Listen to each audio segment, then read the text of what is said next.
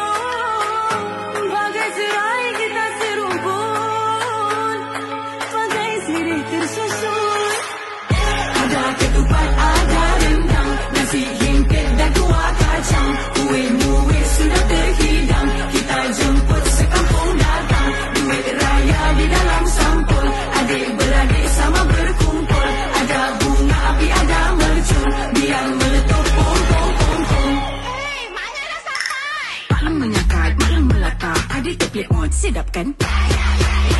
Masuk membawang, hiris bawang, mata bergenang, sakit kan?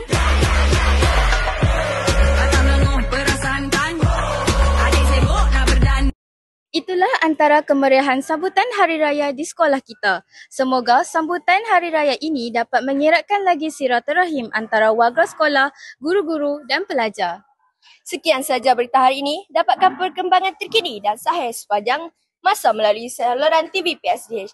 Assalamualaikum dan salam Malaysia Madani.